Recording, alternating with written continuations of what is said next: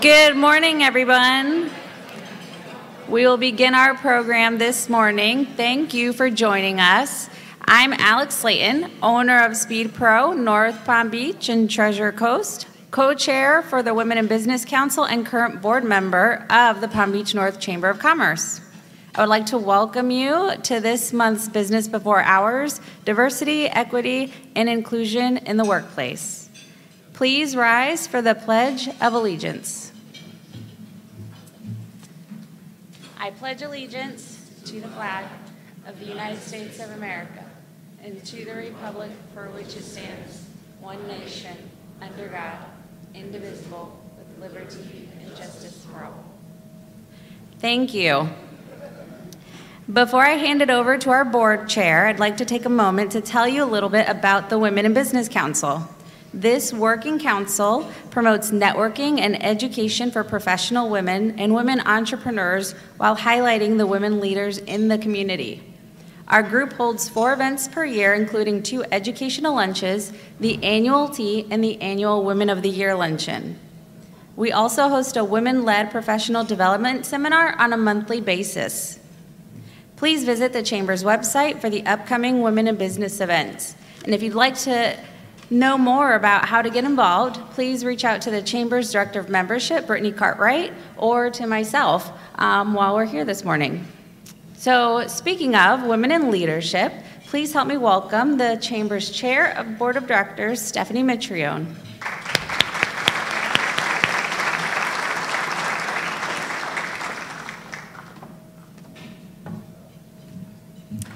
Thank you, Alex, and good morning, everyone. It is so great to be here with all of you this morning, as well as to be able to reach you all virtually thanks to our friends at 1331 Kreative.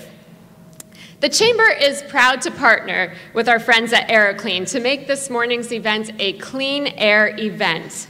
The air that you are breathing right now is about as clean as it can get.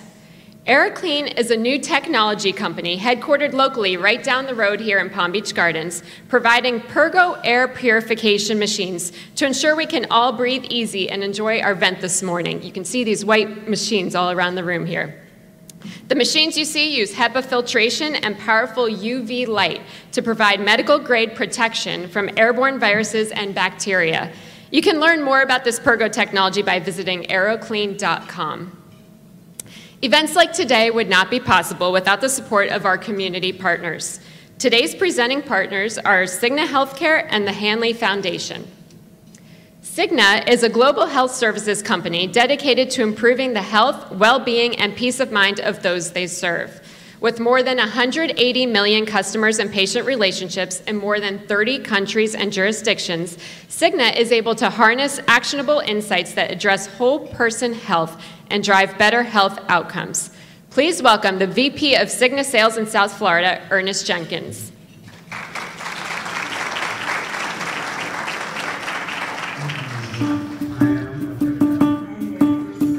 I'm resilient. I am a gym rat. I am an Air Force veteran. I am a strong mother. I am a certified barbecue judge. I am hoping to make a difference in this world. I am extremely passionate about recycling. Eu sou feliz ao pé do mar. I am a member of a military family. I am a donut connoisseur. I am not afraid of being a beginner in anything. I am married to a superhero. I am a rescue dog mom. I'm passionate about playing football, or what my US colleagues might call playing soccer.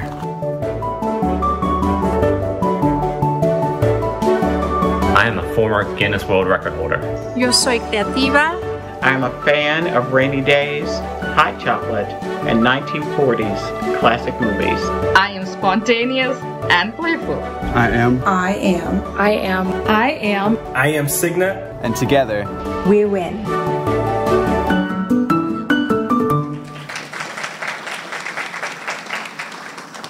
You know, there's 2 things when I'm watching this video, but let me start by saying a couple of things.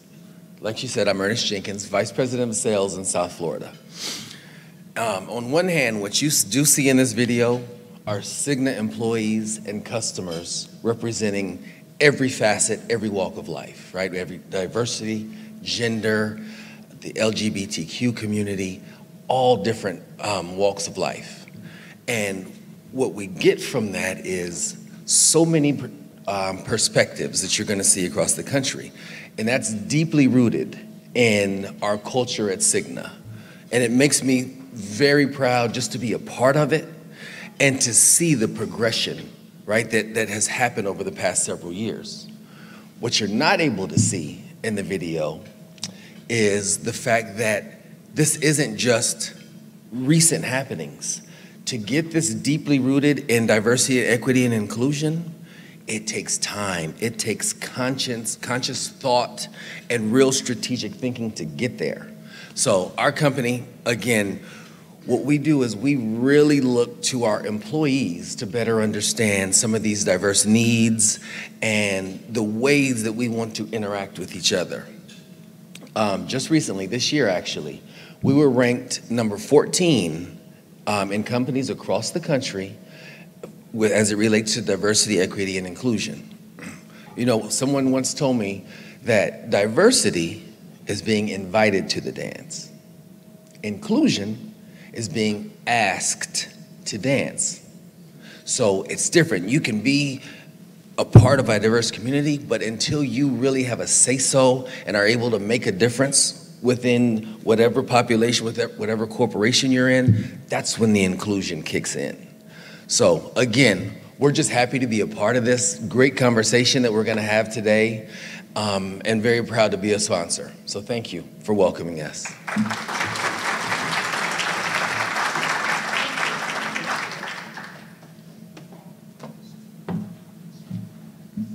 Thanks again to Cigna Healthcare for your support.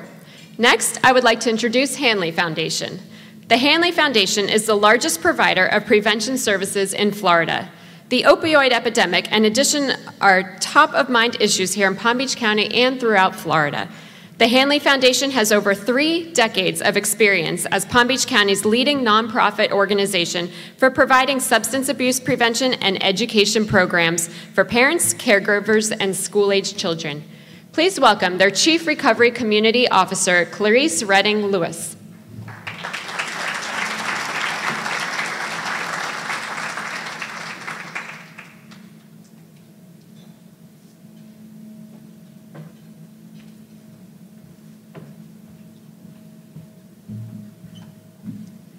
Thank you. Thank you for having us, and good morning, everyone.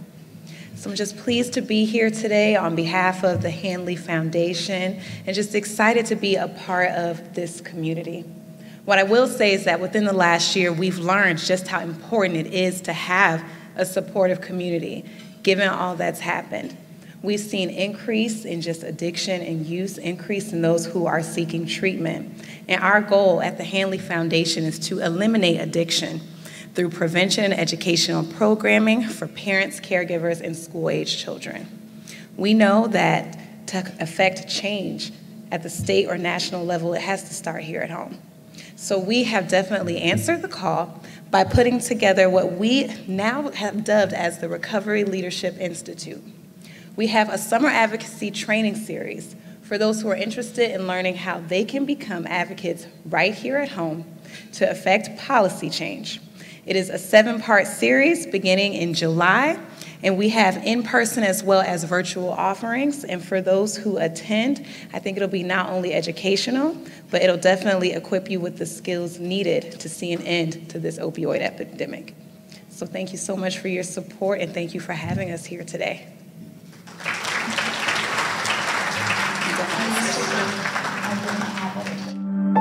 I used to think I didn't have what it takes to be strong, to be a leader, to persevere, to be courageous. But I had it in me all along. The power to push past every obstacle. To speak up. To learn my voice matters. To be who I want. To change the world. I have the courage to be drug-free. Do you? Thank you again to Hanley Foundation for your continued support. Next, we'd like to thank today's corporate sponsors. Thank you, Florida Power and Light Company, the Palm Beach Post, Intelligent Office, and Palm Beach Kennel Club. And of course, last but not least, we would like to thank Gary Lesser and the team at Lesser, Landy & Smith for being today's official coffee sponsor. Now it is my pleasure to welcome our President and CEO, Noel Martinez, to the stage.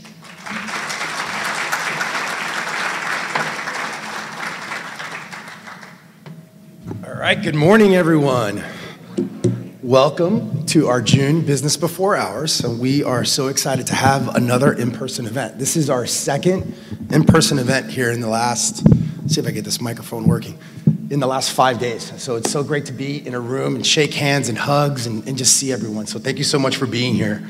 Alex, Stephanie, great job. Thank you for kicking things off. The Hanley Foundation, the Cigna, thank you so much for your support. We couldn't do this without you. Thank you so much for being here. So let's go ahead and start off by acknowledging our elected officials. We have a few of them here today. So if you are an elected official, I'm going to ask you to please stand and simply state your name and position in office. So if you could please stand. I know, let's start with Mayor Litt. We'll go back to this corner and we'll work our way around.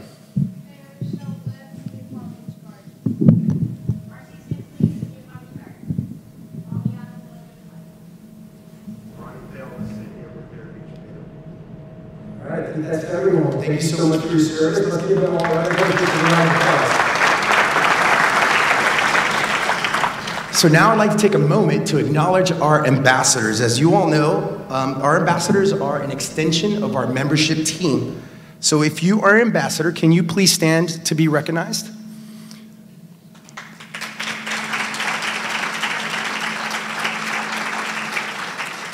You know, next time we got to get you guys spread apart. You guys are all sitting at the same table. What's going on over there? But thank you so much for your support. We appreciate all you do for the Chamber of Commerce. Now I'd like to recognize our new members since March. We have not been together for a breakfast in a while, so we've got a big list. We are thrilled to announce our newest members from March, April, and May. So please turn your attention to the screen as we have included each individual member. Whether you're a young professional, a trustee, or a general member, we're so excited for your new venture here with the Chamber. As you can see, we've been very busy onboarding the newest members and getting them acquainted with the Palm Beach North region. And we are so thrilled to have you join the Chamber, and we encourage you to participate in upcoming events and get involved in the Chamber. There is no better way to get involved in the community, to be a part of your local Chamber of Commerce. And we look forward to working with you. Let's give one more round of applause to all of our new members. Now we have a few anniversaries to celebrate. We have a few members that are celebrating anniversaries in the month of May. So please turn your attention to the screens. And celebrating 10 years, we want to specifically acknowledge our 10-year anniversaries. We've got Healthcare Imaging, Inc., Flower Kingdom, Nova Southeastern, and of course, Wealth with Wisdom Advisors, Inc. Our members are the heart and soul of our organization, and we congratulate you on your anniversary, and thank you so much for your support over the years. We hope you enjoyed your bundt cake, your little gift that we give, your anniversary gift, and if you haven't gotten it yet, please reach out to Brittany Cartwright, Brittany wave back there, and she'll get you all set up with your little gift, let's put it that way. So let's go ahead and get into this program. I'm thrilled to introduce a great program for you all this morning. Today's program is going to cover diversity, equity, and inclusion in the workplace. And we're honored to have Ernie Ellison, managing partner of Ellison Consulting Group, the lovely Dr. Ava Parker, president of Palm Beach State College, and of course, Ricky Wade, owner of Being the Best. Mr. Wade owns about 28 McDonald's, probably more by now. We're also so thrilled to have Chamber Executive Committee member and Senior Vice President of LRP Media Group, Tim Burke, moderate this important conversation. Tim Burke is Senior Vice President and publisher of LRP Media Group. Tim oversees LRP's media products focused on key workplace issues for employers, as well as multiple annual events, including the world's largest for HR technology. Before joining LRP 2 years ago, Burke was a longtime newspaper executive, most recently as publisher of several Florida newspapers, including the Palm Beach Post. He currently serves on the executive committee of the Palm Beach North Chamber as one of our board members, as well as on the boards of the Community Foundation and the Pathfinder Scholarship Awards.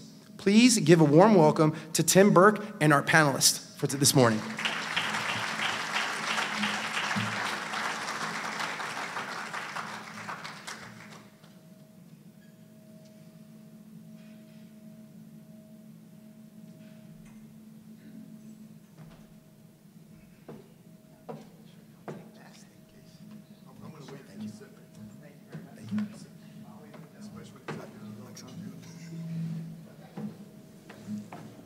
morning.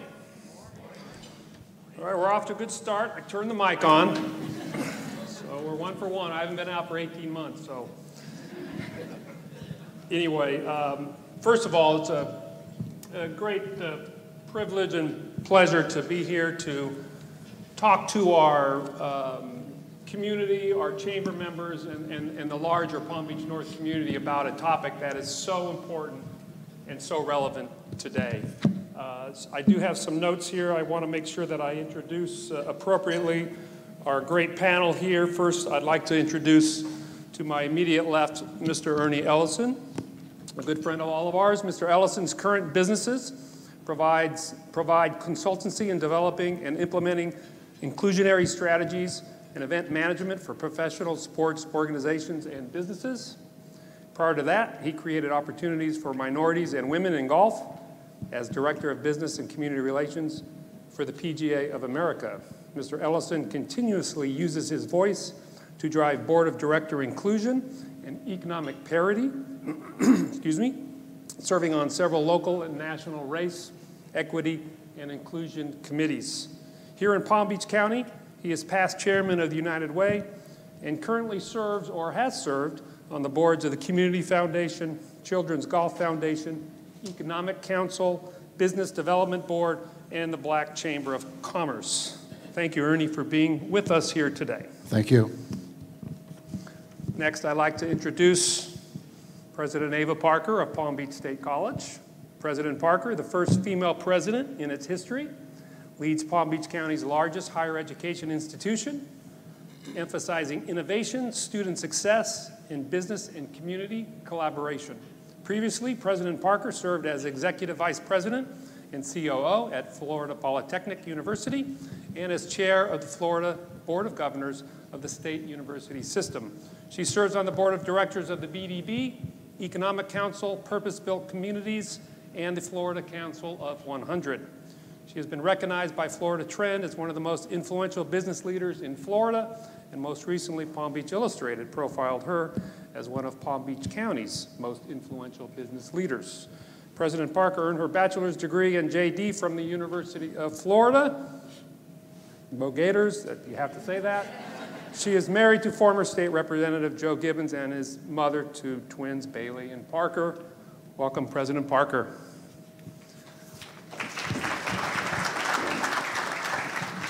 And our final guest to the far left is Mr. Ricky Wade. Welcome, sir.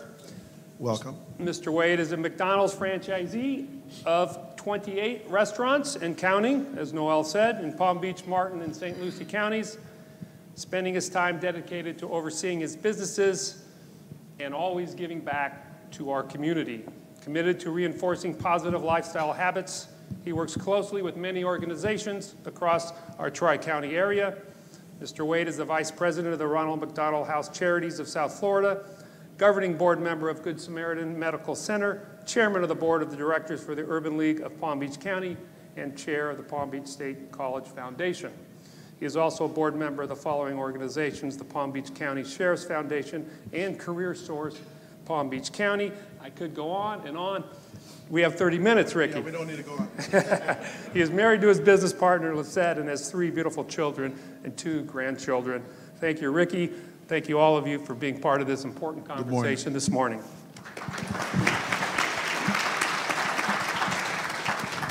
Now, before we turn to the questions, I do want to make a couple brief comments. So study after study, research after research, all confirms that diversity in business is good business, leading to greater engagement among employees, more innovation, more collaboration, better performance, and ultimately better financial results. Yet today, among Fortune 500 companies, just 4 CEOs are black. Today, there are more CEOs named John than there are female CEOs. However, in the wake of social and racial unrest and a pandemic that disproportionately affected minority communities and women in the workplace, companies are stepping up. Leaders are stepping up. More than 90% of CEOs say DEI is a strategic opportunity and priority in 2021. So against that backdrop and against that hope, we turn to our three community leaders to help all of us understand how we can build and sustain an inclusive culture in our workplaces. So with that, I'm going to start the first question, and I'll turn to Ernie for this. Let me begin by asking this question. How can companies, large and small, define DEI through this business performance rather than primarily through, let's say, the traditional metrics and measurements? In other words, how can you connect your DEI strategy with your business strategy? Well, thank you, Tim. And first of all, it's very nice to be here. And secondly, if I listen to my fellow named, I'm Ernie, so you're Ernie, and now Tim, they have stolen all the words I was going to say earlier. So if I screw it all up, just go back to theirs. But thank you again.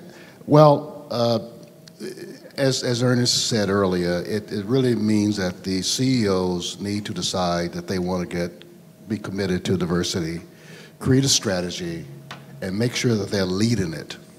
And as mentioned earlier by Ernest, do you prefer Ernest or Ernie? Okay. Your DNA strategy should be part of everything you do in the organization. It should be part of your business strategy, part of your community strategy, part of your marketing strategy, and to make sure you have to also have measurements in place, targets, and keep on track of where you're going. Because sometimes we forget about D&I as an element of who we are, and so we have a tendency to talk about it, but not really do anything about it. So the conversations should not stop there. It should be action. And one of the best ways to make it actionary is to get, for the CEO or the president, to ensure that every leader in his organization are committed to it. And if you don't get that commitment, do like my CEO did once, fire people. And he really did. He fired some people because they did not want to go along with the process of being committed to D&I. So that will be what I would recommend, that you really incorporate it into everything you do about the business and it become a key element of who you are as an organization. Now, Ricky, following up on Ernie's comments, as a business owner, you obviously, and a successful business owner for many, many years in this community, somebody who gives back to the community. This did not happen overnight. This did not happen by accident. How have you used your perspective, your diversity, equity, inclusion strategy in your businesses to bring about your success? So, I think Ernie said a lot, but this needs to be a culture. I don't even like the acronym DEI. I think that every time you bury things in acronyms, you bury the meaning of what you're trying to get accomplished. And so diversity is something that has been on the forefront for a long, long time. And, Ernie said it best. He said, you got to lead. It needs to be your behaviors.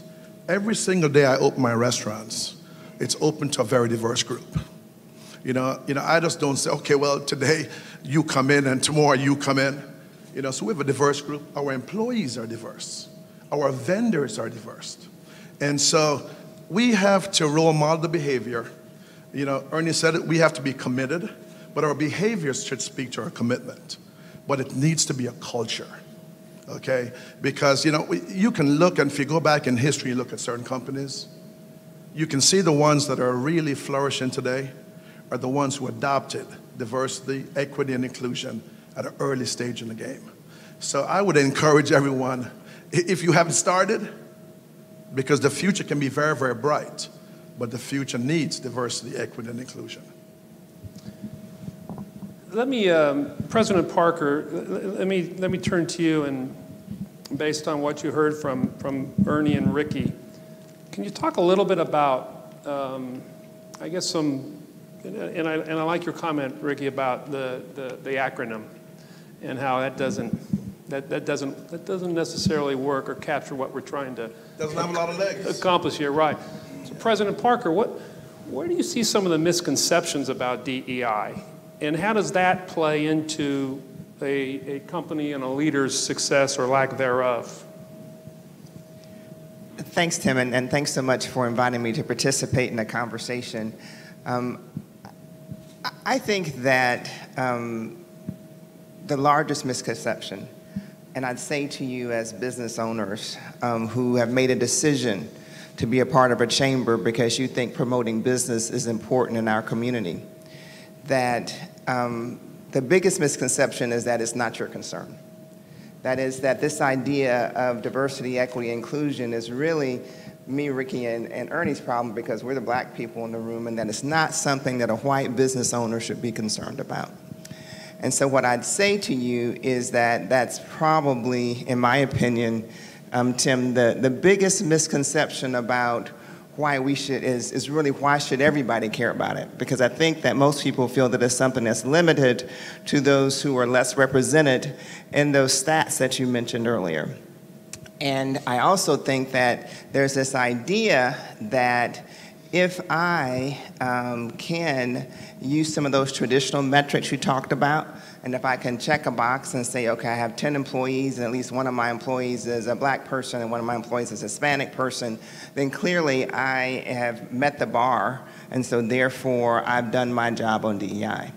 So to me, it's those kinds of things that we have to overcome if we're going to address this as a community. And so I say to you as business leaders is that if you really want business to flourish, particularly in Palm Beach County and particularly as part of North Palm Beach County, then you have to be concerned about how it is you're relating to your residents and to your customers. That is that one of the most interesting conversations I recently had was with a CEO who talked about the fact that because he embraced diversity, equity, and inclusion, it wasn't just because it was the right thing to do, it also increased the bottom line for his company.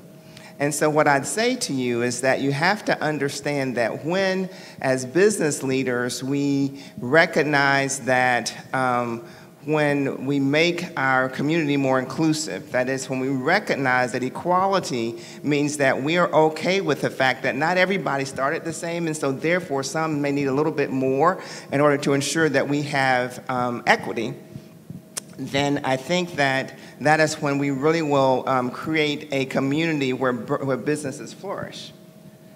You know, so you should care because you care about your bottom line, not just because it's the right thing to do if that's not enough for you. And then two, it is a question of, okay, so how do I as a small business owner, because I do think it's easier for big businesses to do this.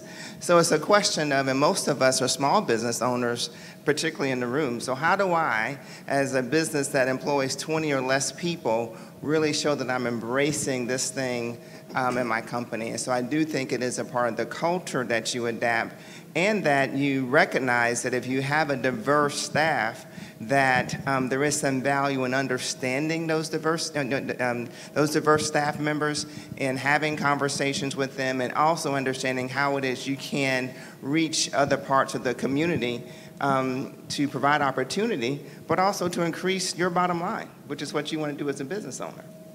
So that's probably too crass, but that's...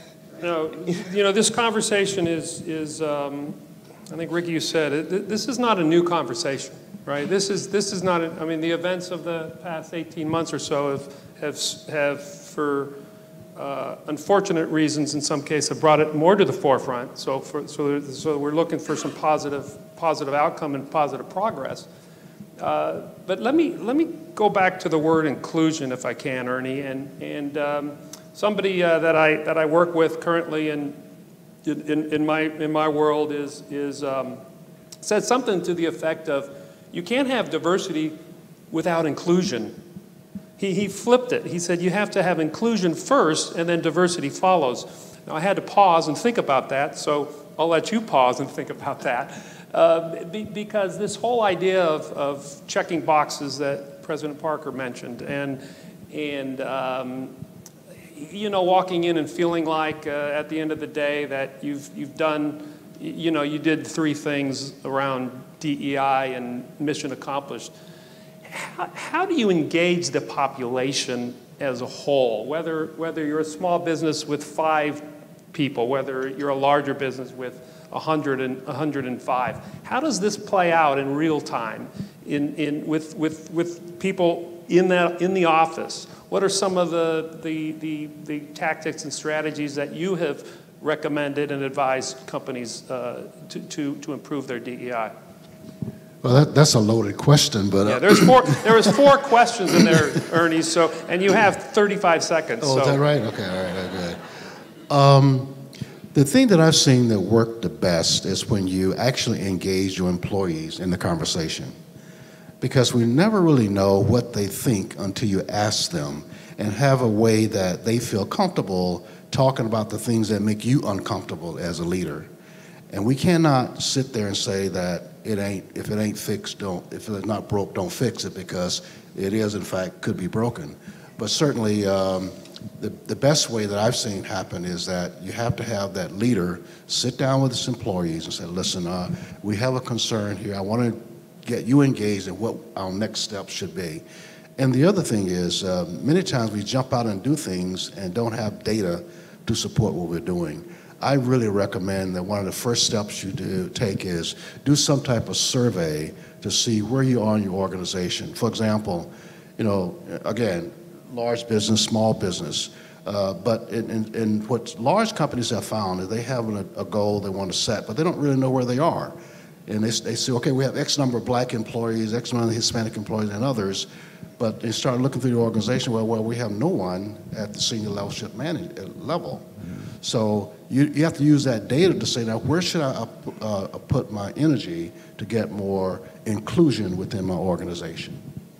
Can I respond to that too? Yes, please. I want to give you a real life example of this issue. So I've been at the college now for 6 years. And I got a letter from a group of black employees. They were concerned about the lack of diversity in some of our hiring practices. And so I took the letter to my leadership team and I indicated, you know, we have this concern. And the immediate response was that, you know, we have hiring committees and we're just hiring the best person. And if we're not looking at the ethnicity of the person, we're just hiring the best person. And I said, that would work, except for the fact if you look at the data suggests that it can't be that every time you hire the best person is not the person of color. So what that did was that caused us to go back and take a look at some of our hiring practices and see if our unintentional, you know, do the right thing kind of concepts led to, our what we thought was doing the right thing concepts. So, you know, we have like everybody on the committee and everybody's, you know, blindly looking at the applications. You know, what is it that we could change to ensure diversity? So the one thing we did was that we actually diversified the hiring committee itself, because it's a very natural thing to only want to hire people who look like you. It's not, I mean, it just is. I mean, that's why we have so many men who are leaders who hire other managers who wear khaki pants and blue jackets, because that's what you're comfortable with, right? And so the idea is that if we diversified the people who were at least on the committee, that led to at least additional, some layer of diversity and results. And then the next thing we did was we actually looked at the criteria. And what we found was that we were always looking for the person that had 10, 15, 20 years of experience. First off, that wasn't a good move for the company anyway. But then second, I'd say to you, then of course, because most of the time that led to, you know, people who were not of color who met the requirements. It didn't mean they would do a better job. But here, these were things that were not intentional.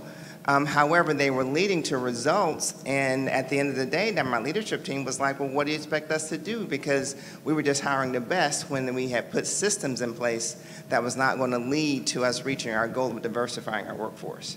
So that's just a real live example of things you can do no matter the size of your company to ensure you're setting up opportunities to diversify based upon your hiring practices. Ricky, I'd like to turn to you. And always have a diverse slate. That's really important. Yes, yes. One of the questions that we were going to get to that President Parker has already addressed is hiring practices. And a follow-up related to that issue, Ricky, I would like you to address is how does a leader of a company, a CEO, a director, a manager, overcome his or her unconscious bias? Because that unconscious bias, as I think we know, is embedded in processes, is embedded in hiring, is embedded in data in some cases, depending on how you input that data. What would you say to that in terms of what do you recommend leaders, how do they address unconscious bias? I think the first thing you have to do is accept and take ownership to your bias. I think a lot of us try to tell ourselves what we want to tell ourselves. And you don't get to the root core and you don't accept it and own it. So that's the first piece. I think the second piece is, and this actually happened to me, I'm very set in my ways. I've been doing business for so many years, and I said, well, things are going great. So if it's going great, why change it? But every single day I go into my restaurants, I look at my customers, I look at my staff, and diversity is looking at me. Every morning I get up and I brush my teeth, and I look in the mirror, I'm looking at diversity. And so you got to start with the end in mind. Where do you want to be in 10 years, 5 years? That way at least you have a starting point. And your bias will help make you understand what you need to do to get to where you want to be in 10 years. So I was talking to my daughter. My daughter joined my business 2 years ago, after trying to find herself out in the wilderness.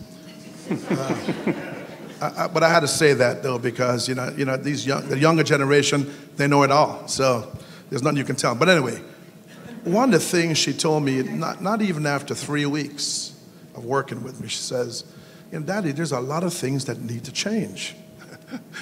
So I laughed. and I said to her, I said, you've not even been here 2 weeks. You tell me there's a lot of things that need to be changed. Why don't you tell me what's working well? So I got a little bit defensive. So then I really thought about it, and I said, I'm going to ask her so she can give me more details on it. Well, she got a lot of facts, Ernie, a lot of facts.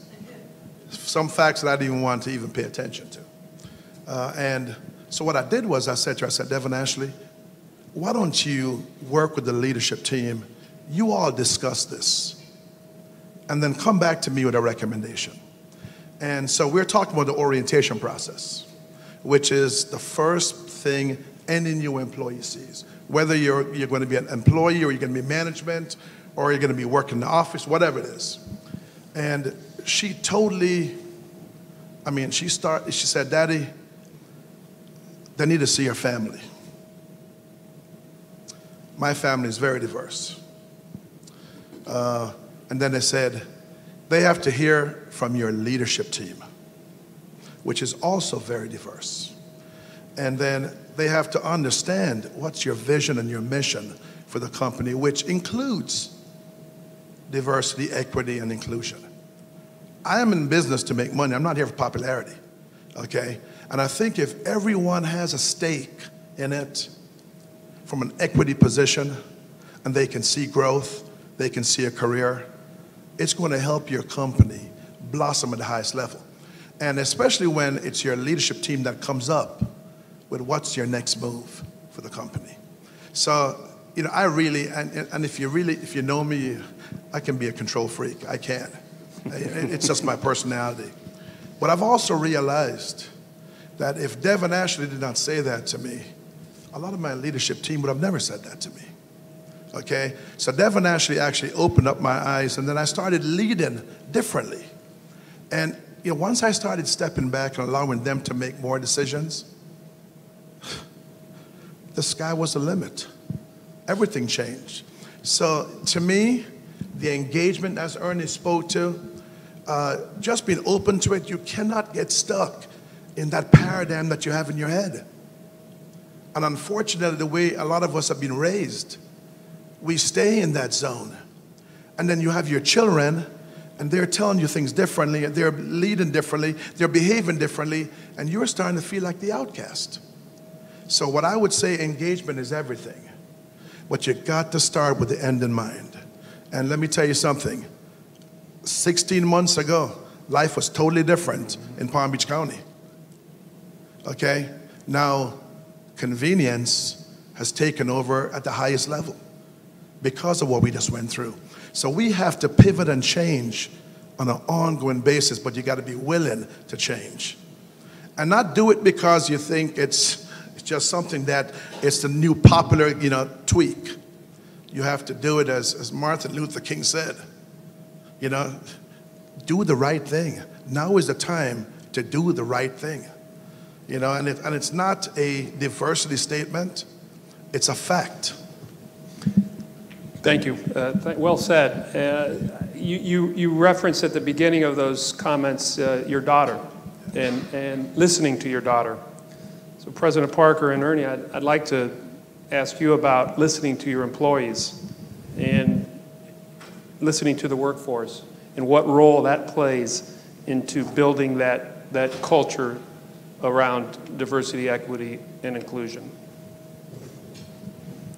Ernie? Oh, okay. I think it's extremely important, as we said earlier. Some of you may be familiar with the employee research committees, where you get your employees together and they among themselves, they talk about different things they want to see happen within the organization.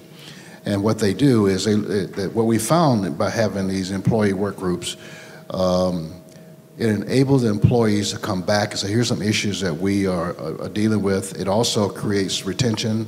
It creates opportunities for you to diversify your employee base. And most of all, it gives an opportunity to make sure that your philosophy about your organization from a culture standpoint is not at that lowest level.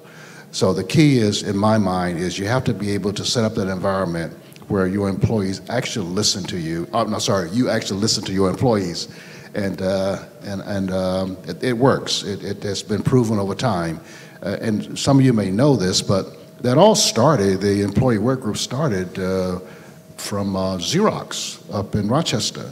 They had a major problem in the 1970s. So they created these groups, and it has now developed to the point that it's now become part of how corporations get buy-in from their employees.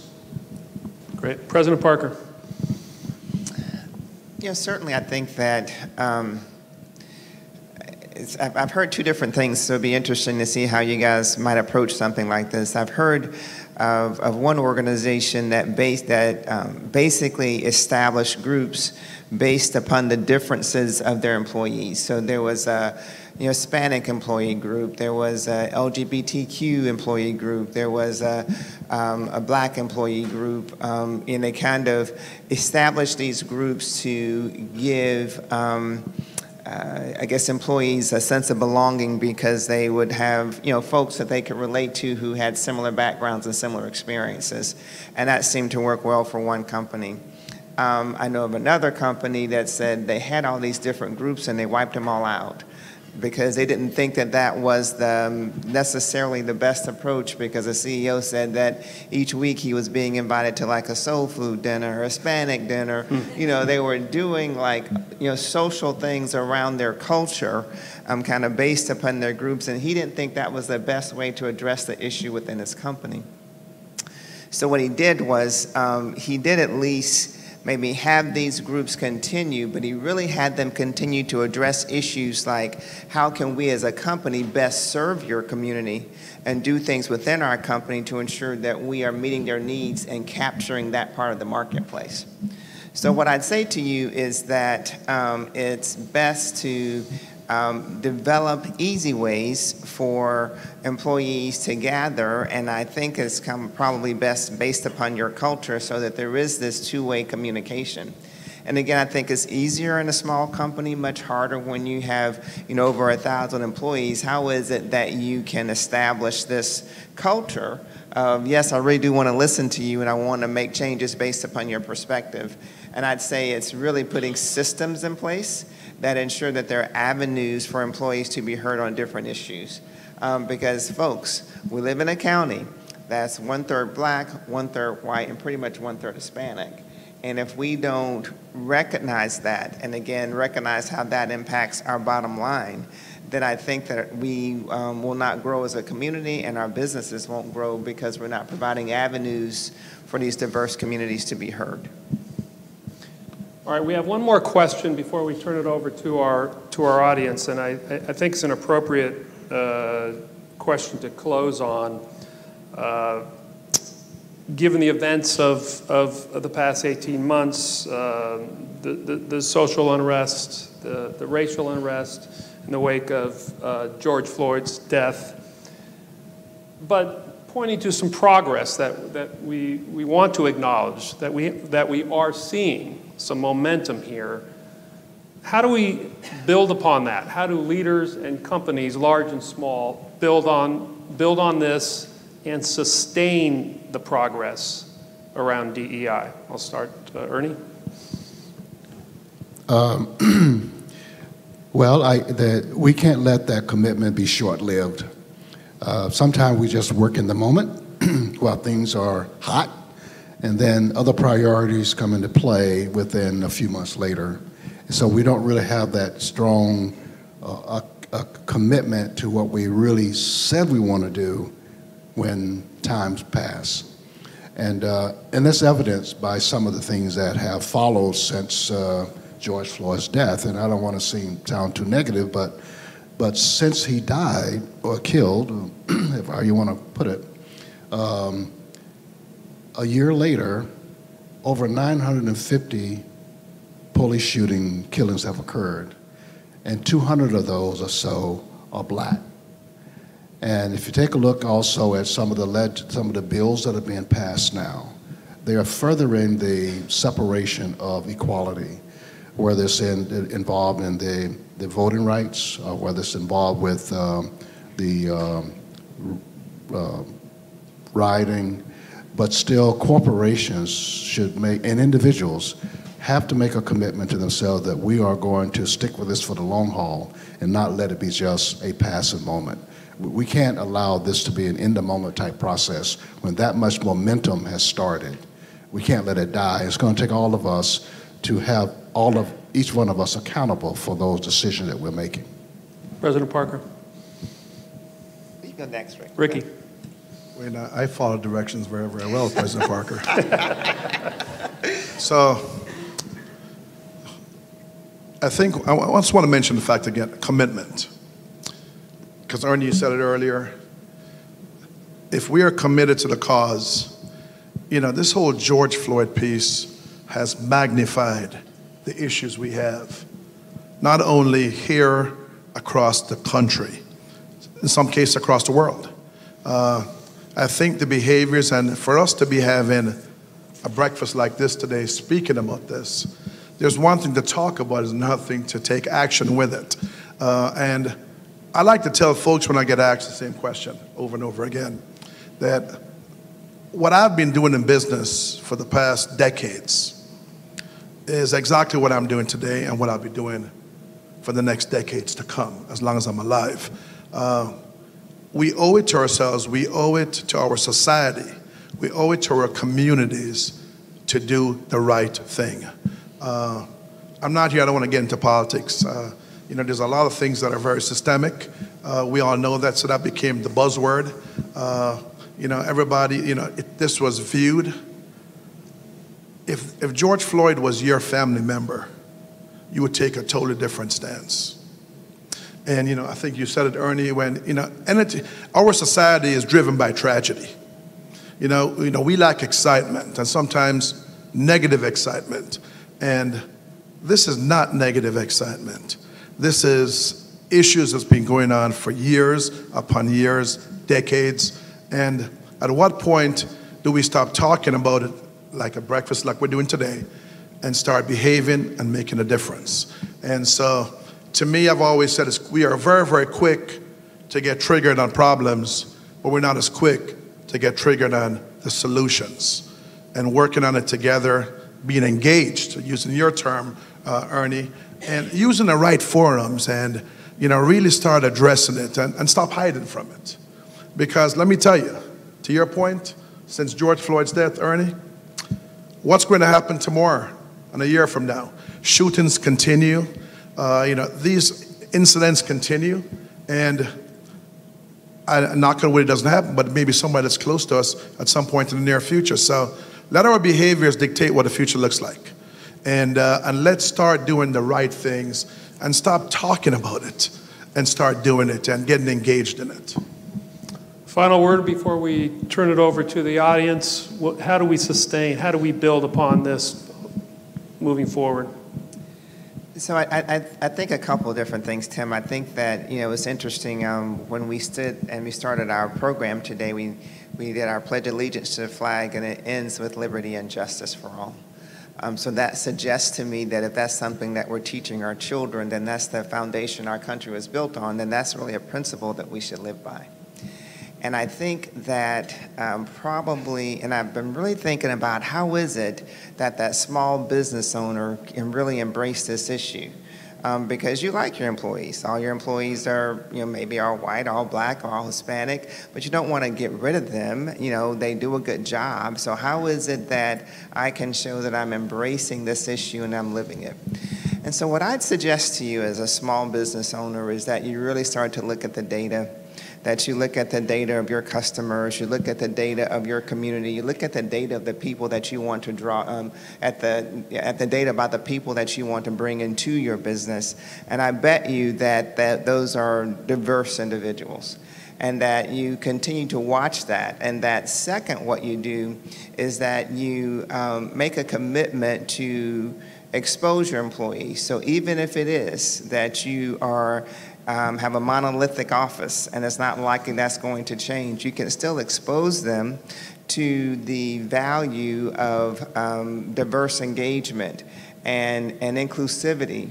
Because again, you guys are business owners, right? It's all about the bottom line, right? So how is it that you can expand your company to ensure that you're attracting a broader audience? Because that's who Palm Beach County is. And then the third thing I'd say is that, just as Ricky and Ernie have said, it really takes a commitment from the leadership in order to say, yes, we're going to do things to ensure that we are really focusing on diversity, equity, and inclusion. So is it that you engage with speakers who can come and talk about microaggressions? I mean, there are things that you can do that I think are within the reach of a small company to ensure that you're exposing your employees and remaining true to the commitment that we make as Americans and to what we teach our children, which is liberty and justice for all. Great. Thank you, President Parker. Thank you to our esteemed panel. We're a couple minutes running behind because the answers were so thoughtful and helpful, but we do have time for a couple questions from our audience. If somebody would like to raise their, yes, please, and please, Philippe, identify yourself if you could. Philippe Jack, I'm a board member and run a law firm, and most people in here are small business owners, and a lot of what you were addressing works with bigger businesses. We don't have leadership teams. We've got ourselves. We don't have, hiring practices, committees. We just have, people in our office. And so some of the things you said, though, did hit close to home. And I'd like you to maybe give us some practical advice as a small business owner to the problem that I have, and I think other people have, which is I feel a little bit like a fraud because I don't have a lot of diversity in my firm. Hispanics, women, but I don't have people of color. And how does that happen? I even approach our headhunters and say, I want you to specifically look for, some color applicants so that I can get them. And it still doesn't happen. Most of my clients, they don't have color. How is that happening when I am trying to attract them? I'm obviously not doing something right, and I also think it's not going to happen on its own. It's not happening on its own. So I think there has to be something proactive that a small business owner has to do. to encourage inclusion and diversity in small business where it doesn't seem to be happening on its own? You know, what would be the advice for that? Well, Ricky, you want to take this one, please? Yeah, and I want to take it because I consider myself a small business, although I have 1,800 employees. But some of the things that I can recommend for you, and we may not agree, but at least we can agree to disagree. I think that if you took your staff that's not diverse and you got engaged in diverse groups, i.e. the Urban League, what you're doing today is a start. Okay, I think it's a real good start.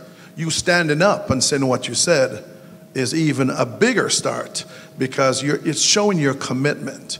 But you can take it a step further because when you get engaged in groups that you become a part of diversity, equity, and inclusion, you start behaving differently within your small organization or your small group. And it really turns on different light bulbs for you as you do business. You know, because, you know, your clients are going to be your clients. Your clients are going to be who comes to you. You know, you don't have much control of that, apart from how you advertise and how you market your firm. But, you know, and your staff that's there already, you know, I mean, you know, you may be looking at your bottom line and you say, well, we don't need more staff. And who's here already is doing a damn good job. But just get engaged in diverse efforts, you know, and I'm not trying to be selfish in this case, but join the Urban League. You know, get engaged. You meet the new lights. You meet youngsters that need guidance. Become a mentor. Have your staff do those things. And you'll bring diversity to your office without even knowing you're doing it. All right. I'm going to go over 1 minute, but one more question for our panel. One more question. Thank you.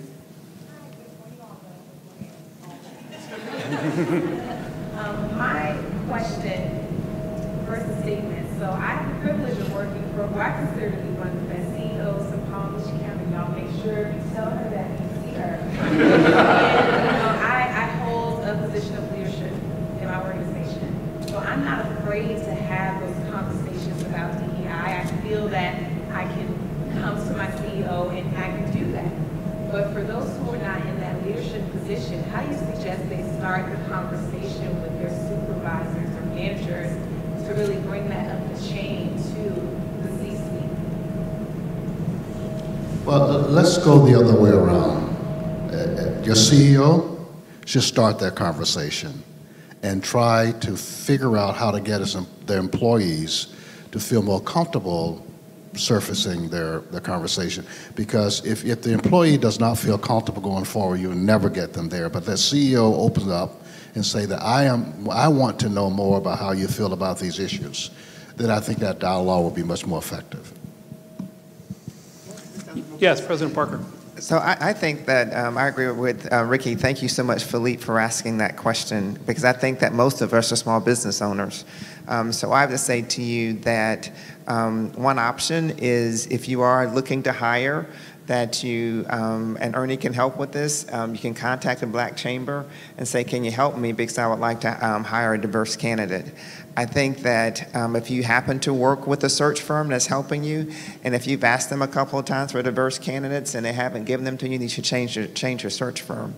And then I don't mean that often, I really mean that. And the third thing I'd say is that, you know, because I'm a lawyer and I know that, you know, we often have law clerks and younger lawyers that come with us, make a commitment one year to say, this year I'm going to find a way, even if you call me and say, I'm looking for a black law clerk this year, because that will at least start to change the paradigm shift. And so what I'd say to you as business owners, you can start with an intern, you can call me, I'll get you one, and make sure that, you know, at least that's one way to start diversity within your organization, and then you can from there see how it will start to make a change. So don't feel that because you're 10 or 15 employees or less that you don't have an opportunity to engage on this issue and make a difference. Start with an intern.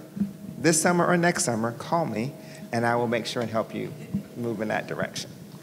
That will be our final word. I want to thank you. A great panel and a very important conversation. Wow, what a great conversation. Great job. Thank you so much. Thank you to the panelists. Tim, thank you so much for helping us. Bridget Berry, I want to acknowledge you as well for helping us put this amazing panel together. So thank you so much for your help. So before we end today, I want to tell you a little bit about some upcoming events that we have going on. Our next business after hours is going to be held right here on July 21st at 7:15, and it's going to be our annual legislative update. Very, very popular event. We have 5 legislators that have already confirmed, possibly 6 by the end of the day, so make sure you don't miss that event. It will be live streamed on Facebook as well, so we're looking forward to another great event. Next Wednesday, June 30th, is our Women in Business Council here. They're going to have an event, a luncheon here at the Marriott as well. It's going to be titled Exploring Your Own Backyard in Palm Beach North. This paneled luncheon is going to feature representatives from the Jupiter Inlet Lighthouse Museum, the Manatee Lagoon, Loggerhead Marine Life Center, and Roger Dean Chevrolet Stadium. That is going to be the last luncheon of our fiscal year, so please make sure to come out and support our Women in Business Council. And on behalf of my fellow board members, thank you once again to today's sponsors, our panelists, chamber members, thank you all for being here. Our region will continue to thrive because of your meaningful engagement in our communities and collaborative efforts to make Palm Beach North Florida's Prosperity Coast. Thank you so much, everyone. Have a great day.